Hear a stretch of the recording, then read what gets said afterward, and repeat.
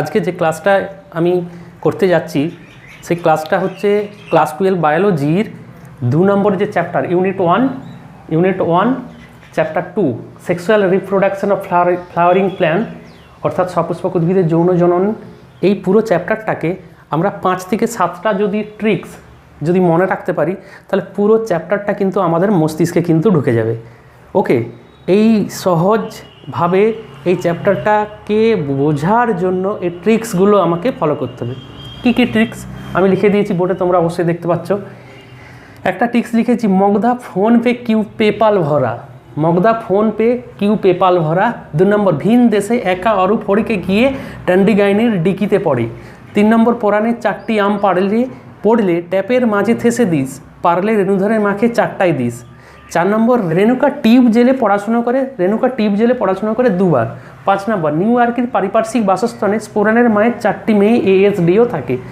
এই যে ট্রিক্সগুলো, এইটাকে যদি মনে রাখতে পারি আমরা খুব সহজেই কিন্তু এই পুরো চ্যাপ্টারটাকে আয়ত্ত করে নিতে পারবো।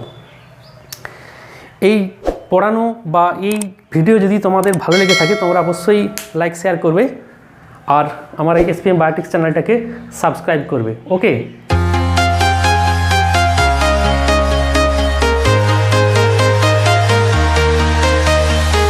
তাহলে মূল ভিডিও শুরু করা যাক। এই সপুষ্পক উদ্ভিদ যৌন জননের মধ্যে প্রথমে যেটা পাবো আমরা হচ্ছে আদর্শ ফুল, টিপিক্যাল ফ্লাওয়ার।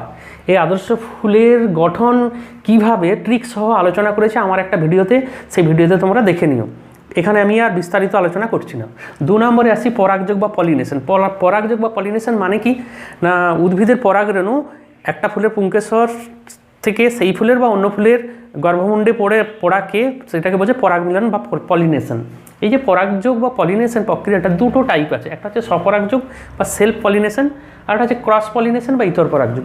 স্বপরাগযোগ মানে কি, স্বপরাগযোগের আবার 2টো ভাগ আছে, একটা হচ্ছে অটোগ্যামি আর একটা গেইটোনোগ্যামি। অটোগ্যামি মানে কি, একটা গাছের একটা ফুল হতে হবে, একটা ফুলের মধ্যে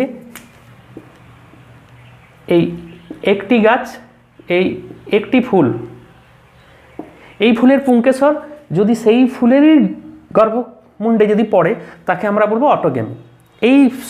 এই ধরনের পরাগযোগটা সাধারণত উভয়লিঙ্গ ফুলের ক্ষেত্রেই কিন্তু দেখা যায়।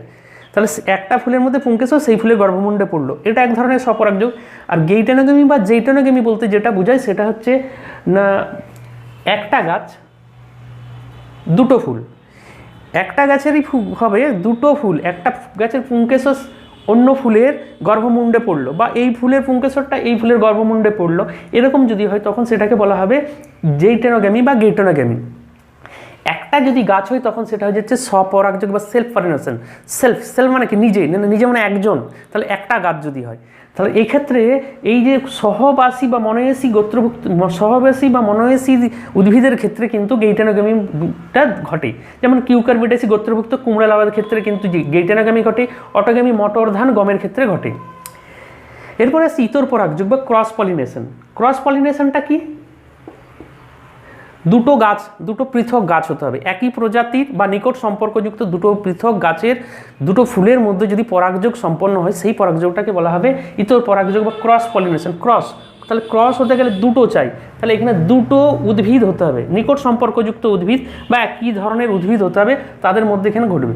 এটা 2টো টাইপ, একটা হচ্ছে অ্যালোগ্যামি বা জেনোগ্যামি, আর একটা হাইব্রিডাইজেশন বা সংকরায়ন। এই হাইব্রিডাইজেশন বা সংকরায়ন এটা হচ্ছে একটা কৃত্রিম পদ্ধতি, যেমন মেন্ডেলের এক সংকরে জনন পরীক্ষা এগুলো করা হয়, কিন্তু এটাকে বাদ দিলে বাকি যে অংশটুকু থেকে থাকছে সেটাকে বলছে এই ইতর পরাগযোগটাকেই বলা হয় অ্যালোগ্যামি বা জেনোগ্যামি। তার মানে ইতর পরাগযোগ যেটা সেটাকে অ্যালোগ্যামি বা জেনোগ্যামি বলা হয়। পটল, পেঁপে, ভুট্টা, রাংচিতা এতে উদাহরণ। তো এই উদাহরণগুলো পরীক্ষায় থাকবে, এইটা আমরা কিভাবে মনে রাখবো, এই জন্য আমি একটা ট্রিক্স এখানে লিখে দিয়েছি। 1 নম্বর, মগধা ফোন মে কিউ পেপাল অ্যাপ ভরা। মগধা ফোন মে কিউ পেপাল অ্যাপ ভরা। তো মগধা এখানে হচ্ছে এই মগধা হচ্ছে, এইটা হচ্ছে 1 নম্বর, এটা হচ্ছে অটোগ্যামি, মনে রাখতে হবে। মগধা মানে মটর, গ মানে হচ্ছে গম, আর ধা মানে হচ্ছে ধান। মানে হচ্ছে মটর, গ মানে গম, ধা মানে ধান। তাহলে এই ধান, এই 3টে উভয়লিঙ্গ ফুল, এদের ক্ষেত্রে অটোগ্যামি। ফোন আমরা জানি কি না, জিও ফোন। এখন বর্তমানে একদম বাজার ছেয়ে গেছে জিও ফোন।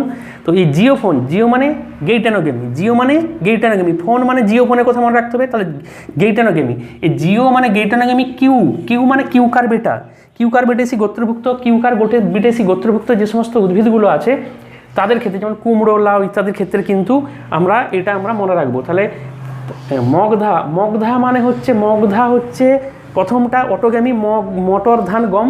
আর ফোন মানে জিও মানে গেইটানোগ্যামি বা জেইটানোগ্যামি। ফোন কিউ মানে হচ্ছে কিউকারবেটেসি গোত্রভুক্ত উদ্ভিদ।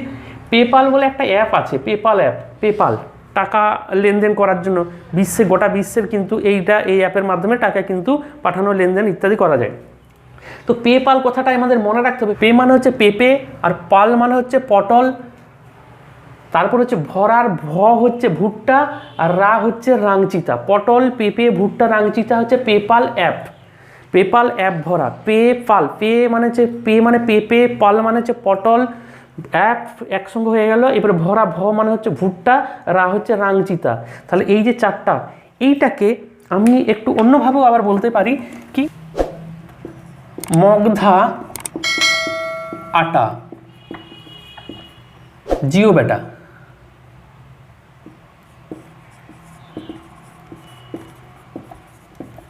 মগধা আটা, জিও বেটা, এটা একটা ব্যাপার। মগধা আটা, জিও বেটা, পেপাল অ্যাপ कैसे ভরা।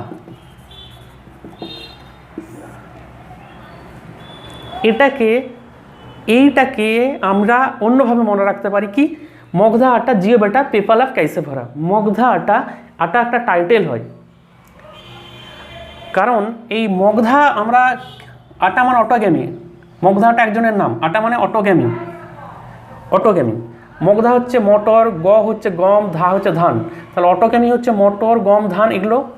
আর জিও হচ্ছে গেইটানোগ্যামি। জিও বেটা হচ্ছে কিউকারবেটা, তাহলে কিউকারবেটেসি গোত্রভুক্ত উদ্ভিদ যেগুলো লাউ, কুমড়া ইত্যাদি এগুলো হবে। তারপর হচ্ছে পেপাল একটা অ্যাপ, পে হচ্ছে পেঁপে, পাল হচ্ছে পটল, कैसे ভরা, ভ হচ্ছে এখানে বললাম কি ভ, আর রা হচ্ছে রাংচিতা, আর ভ হচ্ছে ভুট্টাকে মনে রাখতে হবে ভ দিয়ে, ভুট্টা। তাহলে হচ্ছে পেঁপে, পটল, ভুট্টা, রাংচিতা এই সমস্ত উদ্ভিদগুলোর ক্ষেত্রে আমরা দেখতে পাবো কি পেপাল অ্যাপ হচ্ছে অ্যালোগ্যামি মনে রাখতে পারি, ALLO, অ্যালো কথাটা থেকে অ্যাপ এসেছে, GAMY, অ্যালোগ্যামি। তাহলে এইভাবে আমরা কিন্তু সহজেই এই উদাহরণগুলো গুলিয়ে যেতে পারে। সেই গুলিয়ে যাওয়াটা রোধ করার জন্য আমরা মনে রাখতে পারি এই ট্রিক্সটা সহজেই, মগধা আটা, জিও বেটা, পেপাল অ্যাপ कैसे ভরা। এই স্বপরাগযোগ পড়তে গিয়ে আমাদের একটা কথা মনে রাখতে হবে, ক্লিস্টোগ্যামি বলে একটা ব্যাপার আছে না। ক্লিস্টোগ্যামি কি না, স্বপরাগযোগ ঘটার জন্য ওই সমস্ত ফুলগুলোর অভিযোজন হয় কি না, বদ্ধ অবস্থাতেই ফুলের মধ্যে পরাগ সংযোগ ঘটে, ফুলটা বদ্ধভাবেই থাকে, মানে উন্মিলিত হয় না। ক্লিস্টোগ্যামি মানে উন্মিলিত হয় না এমন ফুলটাকে বলা হচ্ছে ক্লিস্টোগ্যামি। কানসিরা, আমরুল, দোপাটি ইত্যাদি উদ্ভিদের ক্ষেত্রে ঘটে বা দেখা যায়। এই জন্য এই সমস্ত উদ্ভিদের ক্ষেত্রে স্বপরাগযোগ হতে বাধ্য। এটা স্বপরাগী ফুলের একটা অভিযোজনগত বৈশিষ্ট্য বলা যায়। এরপরে 2 নম্বরে যেটা আসছি সেটা হচ্ছে বই প্রজননগত কৌশল বা আউটব্রিডিং ডিভাইস, যেটাকে বলা হচ্ছে ইতর পরাগী ফুলের অভিযোজনগত বৈশিষ্ট্যগুলো কি। তার মানে স্বপরাগযোগ যাতে না হয় তার জন্য তাকে কিছু বৈশিষ্ট্য অভিযোজিত হইতে হয়েছে, যে বৈশিষ্ট্যগুলোর জন্য কেবল ইতর পরাগযোগ হয়। সেই বৈশিষ্ট্যগুলো কী যদি আসি, 1 নম্বর হচ্ছে ভিন্নবাসিতা বা ডায়োএসি, 2 নম্বর হচ্ছে একলিঙ্গতা। ভিন্নবাসী মানে হচ্ছে যে দুটো ভিন্ন গাছে একটাতে পুরুষ ফুল থাকলে অন্যটাতে স্ত্রী ফুল থাকে। তাহলে এরকম যদি হয় তাহলে ইতর পরাগযোগ হতে বাধ্য, সেখানে ক্ষেত্রে স্বপরাগযোগ হবে না। সেই ভিন্নবাসী বা ডায়োএসি যদি হয় তাহলে ইতর পরাগযোগ হবে। একলিঙ্গ যদি হয়, ডাইক্লিনি, একলিঙ্গ মানে পুরুষ ফুল, একটা গাছে পুরুষ ফুল আছে, এই দুটোকে মিলে একটাকে বলা যায়, মানে পুরুষ ফুল আছে এবং স্ত্রী ফুল যদি হয় এবং যদি ভিন্নবাসী উদ্ভিদ হয় তাহলে তাদের ক্ষেত্রে কিন্তু আমরা বলবো ভিন্নবাসিতা এবং একলিঙ্গতা যদি হয়, মানে পুরুষ ফুল, স্ত্রী ফুল এবং যদি তারা আলাদা আলাদা গাছে থাকে তখন কিন্তু ইতর পরাগযোগ হতে বাধ্য। এটা একসঙ্গে বলা হবে। 2 নম্বরে অসমরূপতা বা হেটারোমরফিজম। এই রূপটা মানে কি না, এদের স্টাইলি বলা হয়, হেটারোস্টাইলি, হেটারোঅ্যান্থ্রি। হেটারোস্টাইলি এবং হেটারোঅ্যান্থি। হেটারোস্টাইলি মানে গর্ভদণ্ড যদি দেখা যায় যে গর্ভদণ্ড অনেক উঁচুতে থাকে, মানে গর্ভদণ্ডের আকৃতি পুংকেশরের থেকে ছোট বা বড় হয়, তখন তাহলে স্বপরাগযোগ না হয়ে ইতরপরাগযোগ হওয়ার একটা সম্ভাবনা থাকে, এটাকে বলছে হেটারোস্টাইলি। হেটারোঅ্যান্থি কি না, পুংকেশরগুলোর আকৃতি বিভিন্ন আকৃতির হতে পারে। গর্ভদণ্ড একটা জায়গায় থাকলেও পুংকেশরগুলো অনেক বড় হতে পারে বা অনেক ছোট হতে পারে, কাছাকাছি না থাকার জন্য স্বপরাগযোগ না ঘটে ইতরপরাগযোগ হওয়ার একটা সম্ভাবনা থাকে। তার মানে হেটারোঅ্যান্থি এবং হেটারোস্টাইলি দুটো টাইপ হচ্ছে অসমরূপতা বা হেটারোমরফিজম। মরফিজম মানে রূপ, এখানে হেটারো মানে আলাদা আলাদা আলাদা রূপ তাদের দেখা যাচ্ছে পুংকেশর এবং গর্ভকেশরের ক্ষেত্রে। এতে আমরুল এবং পানমরিচের ক্ষেত্রে কিন্তু এটা কিন্তু দেখা যায়। এটা একটা গেল, এটা হচ্ছে ইতরপরাগযোগ হওয়ার একটা কৌশল। তারপরে 4 নম্বর হচ্ছে হেরকোগ্যামি বা সসঙ্গম বিরোধী।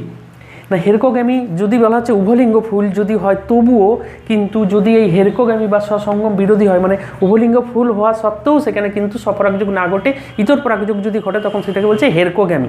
এটা কীরকম, সরিষা হতে পারে, ঘেটু হতে পারে, আকন্দ হতে পারে। না, এদের ভিন্ন রকমের পরিস্থিতি, ভিন্ন রকমের। আকন্দের ক্ষেত্রে কি পলিনিয়া মানে একটা আবরণ তৈরি হয়, ফলে স্বপরাগযোগ না ঘটে ইতরপরাগযোগ হওয়ার একটা চান্স থাকে। ঘেটুতে কি না, এর গর্ভমুণ্ড অনেক উঁচুতে অবস্থিত থাকে, ফলে এটা একটা ব্যাপার। সরিষার কি হয় না, এদের আকৃতি পুংকেশরগুলোর আকৃতি বিভিন্ন টাইপের বা অনেক দূরে অবস্থিত হওয়ার জন্য এই মানে স্বপরাগযোগ না ঘটে তখন ইতরপরাগযোগ ঘটতে বাধ্য হয়। এই ঘটনাটাকে বলছে হেরকোগ্যামি।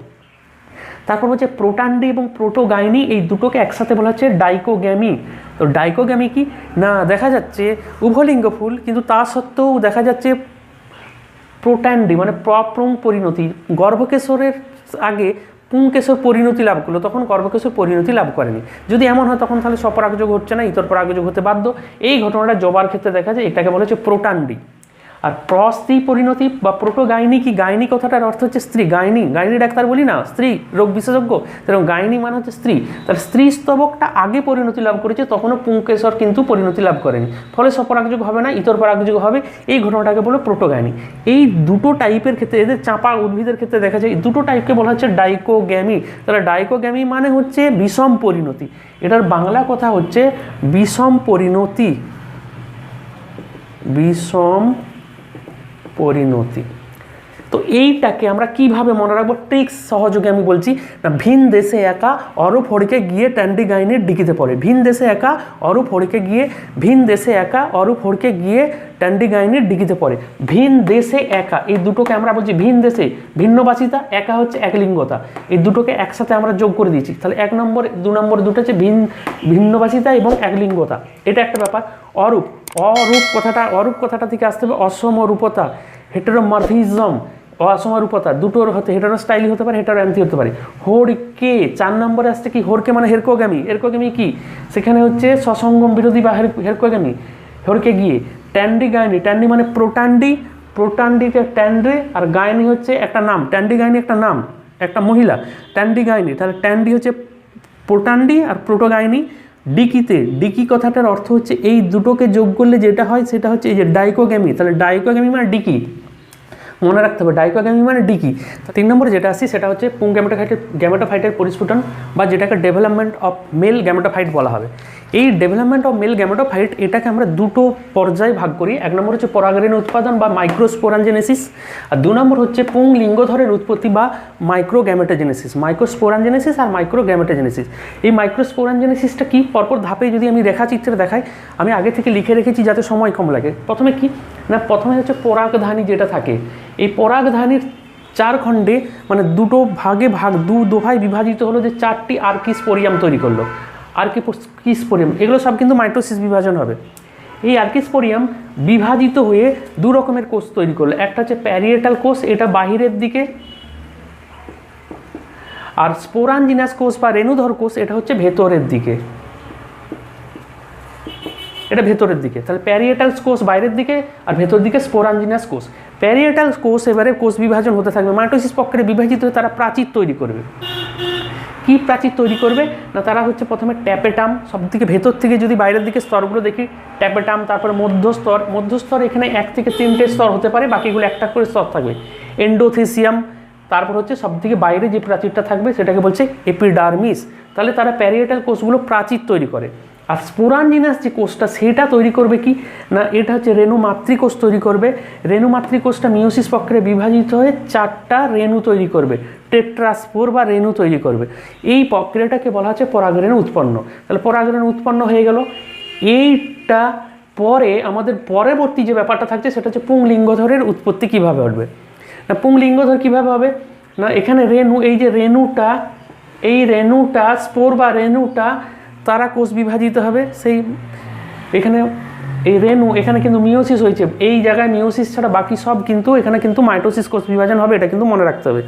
এখানে রেণু বা স্পোর এটা মাইটোসিস প্রক্রিয়ায় বিভাজিত 2টো কোষ তৈরি করবে। এগুলো সব কিন্তু হ্যাপ্লয়েড প্রকৃতির হয়ে যাবে। এবারে একটা হচ্ছে টিউব কোষ বা টিউব সেল বলা হচ্ছে নালিকা কোষ, আর একটা হচ্ছে জনন কোষ বা জেনারেটিভ সেল। এই টিউব কোষটা থেকে পোলেন টিউব পরাগ নালিকা উৎপন্ন হবে এবং পরে আস্তে আস্তে এই পরাগ নালিকাটা অবলুপ্তি ঘটে যাবে, এই নিউক্লিয়াসটা আস্তে আস্তে অবলুপ্তি ঘটে যাবে। আর জনন কোষ বা জেনারেটিভ সেলটা আবার মাইটোসিস প্রক্রিয়ায় বিভাজিত হয়ে তারা কী করবে, 2টো পুংগ্যামেট উৎপন্ন করবে। কারণ 2টো পুংগ্যামেট মানে এরা জিন হিসেবে অংশগ্রহণ করে আমরা দেখেছি। এই পুরো ব্যাপারটা কে তোমরা পড়ে নিয়েছো, সেই জন্য ছবি সহ আমি কিন্তু দেখালাম না, শুধু ট্রিক্স দিয়ে মনে রাখার জন্য কৌশলটা আমি অবলম্বন করার জন্য এই ব্যাপারটা বলছি। ওকে, এবারে সেই ট্রিক্সটাতে আসি। এই ট্রিক্সটাতে আমরা দেখতে পাবো পরাগের 4টি আম, পরাগের 4টি আম পড়লে ট্যাপের মাঝে থেসে দিস, পরাগের 4টি আম পড়লে ট্যাপের মাঝে থেসে দিস, পারলে রেণুধরের মাকে 4টায় দিস, পারলে রেণুধরের মাকে 4টায় দিস। পরাগের 4টি আম পড়লে ট্যাপের মাঝে থেসে দিস, পারলে রেণুধরের মাকে 4টায় দিস।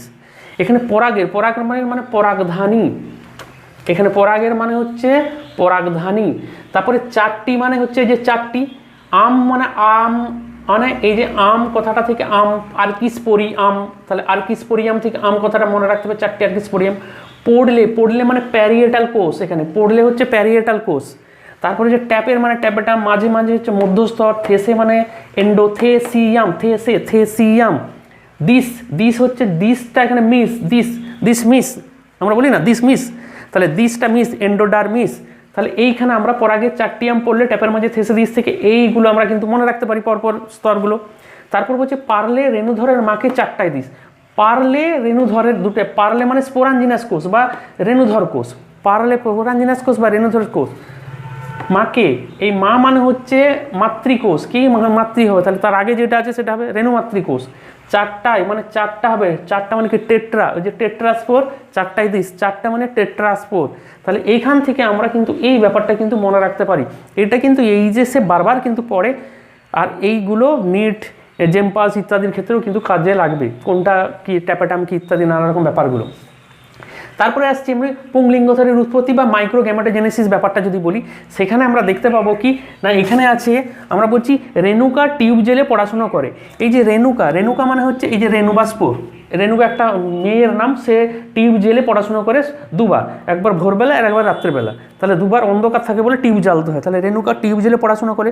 রেণুকা মানে রেণু, টিউব মানে টিউব সেল, এই যে টিউব সেল, জেলে মানে হচ্ছে জনন কোষ বা জেনারেটিভ সেল, পড়াশোনা, পড়াশোনা হচ্ছে পোলেন টিউব, রেণুকা যে টিউবটা পোলেন টিউব, 2বার হচ্ছে 2টো গ্যামেট, এই যে 2টো গ্যামেট তৈরি হচ্ছে। তাহলে এই ট্রিক্সটার সাহায্যে তুমি সহজেই কিন্তু মনে রাখতে পারবে এই ব্যাপারগুলো। ওকে, কেমন লাগছে তোমরা কিন্তু অবশ্যই জানাবে। এরপরে যেটা আছে সেটা হচ্ছে সপুষ্পক উদ্ভিদের যৌন জননের মধ্যে স্ত্রীলিঙ্গধরের পরিস্ফুটন, ডেভেলপমেন্ট অফ ফিমেল গ্যামেটোফাইট। এটাও ঠিক পুং গ্যামেটোফাইটের ডেভেলপমেন্টের মধ্যে 2টো পর্যায়ে ভাগ, একটা হচ্ছে স্ত্রী রেণু উৎপাদন আর একটা হচ্ছে স্ত্রী গ্যামেটোফাইটের উৎপত্তি। এটাকে প্রথমে দেখা যায় ডিম্বক, এটা গর্ভকেশর চক্রের তো মধ্যে হবে, তো গর্ভকেশর চক্র বা স্ত্রী স্তবক যেটা থাকে, সেই স্ত্রী স্তবকের মধ্যে ডিম্বক থাকে, সেই ডিম্বকের মধ্যে একটা কোষ থাকে, তার নাম হচ্ছে নিউসেলাস, নিউসেলাস, ভ্রূণ পোষক কলা বা নিউসেলাস। এই নিউসেলাসটা বিভাজিত হয়ে মাইটোসিস প্রক্রিয়ায় বিভাজিত হয়ে আর্কিস্পোরিয়াল কোষে রূপান্তরিত হয়। বিশেষ করে নিউসেলাসের আর্কিস্পোরিয়াল কোষগুলো মাইটোসিস প্রক্রিয়ায় বিভাজিত হয়ে বাইরের দিকে, প্যারিয়েটাল কোষ এটা হচ্ছে বাইরের দিক, এটা বাইরের, আর এটা হচ্ছে ভেতরের দিক। তাহলে বাইরের দিকে প্যারিয়েটাল কোষ, তারা মাইটোসিস প্রক্রিয়ায় বিভাজিত প্রাচীর তৈরি করবে এবং সেই প্রাচীর দিয়ে যেটা তৈরি করে একটা থলি তৈরি করবে, এমব্রায়ো স্যাক বা ভ্রূণস্থলী। পরপর এই স্টেপগুলো মনে রাখতে হবে, এটা সবগুলো কিন্তু মাইটোসিস প্রক্রিয়ায় বিভাজন কিন্তু ঘটছে। এই স্পোরাঞ্জিনাস কোষ, ভেতরের দিকে যে কোষটা তৈরি হলো স্পোরাঞ্জিনাস কোষ, তারা মাইটোসিস প্রক্রিয়ায় বিভাজিত হয়ে স্ত্রী রেণু মাতৃকোষ তৈরি করলো। স্ত্রী রেণু মাতৃকোষ মানে ডিপ্লয়েড সংখ্যক থাকে। এরপরে তার কিন্তু মিওসিস বিভাজন কিন্তু ঘটবে। এই মিওসিস প্রক্রিয়ায় 4টা রেণু তৈরি করলো, যেগুলো বলছে টেট্রাস্পোর তৈরি করলো, টেট্রাস্পোর। এই টেট্রাস্পোর 4টার মধ্যে 3টা বিনষ্ট হয়ে যায়, একটা থাকে বড় আকৃতির, যেটা থাকে সেটা হচ্ছে মেগাস্পোর বা স্ত্রী রেণু। এই পর্যন্ত যে ব্যাপারটা ঘটে সেটা কিন্তু স্ত্রী রেণু উৎপাদন হলো। এর পরের যে ব্যাপারটা থাকে সেটা হচ্ছে স্ত্রী গ্যামেটোফাইটের উৎপত্তি। এখানে কি হবে, ওই ডিম্বকের মধ্যে, ডিম্বকের ভ্রূণস্থলীর মধ্যে অবস্থিত মেগাস্পোরটা 3 দফায় বিভাজিত হয়ে 8টা কোষে রূপান্তরিত হবে। এই 8টা কোষ সহ এই ভ্রূণস্থলীকে বলা হবে বা ডিম্বককে বলা হবে স্ত্রী গ্যামেটোফাইট। এখানে কী কী 8টা কোষ? প্রথম হচ্ছে অ্যান্টিপোডাল সেল, ডিম হচ্ছে সাইনার্জিডস, অ্যান্টিপোডাল সেল বা প্রতিপাদ কোষ সমষ্টি, সাইনার্জিডস বা সহকারী কোষ, ডেফিনেটিভ নিউক্লিয়াস বা নির্ণীত নিউক্লিয়াস, এখানে 2টো নিউক্লিয়াস এসে মিলিত হয়, এটা কিন্তু ডিপ্লয়েড মনে রাখতে হবে, বাকিগুলো কিন্তু সব হ্যাপ্লয়েড প্রকৃতির হবে। আরেকটা হচ্ছে উস্পোর বা এগ বা ডিম্বাণু। এই ডিম্বাণু এবং সাইনার্জিডস এই দুটো একসঙ্গে থাকে, এই দুটোকে একক্ষেত্রে বলা হচ্ছে এগ অ্যাপারেটাস।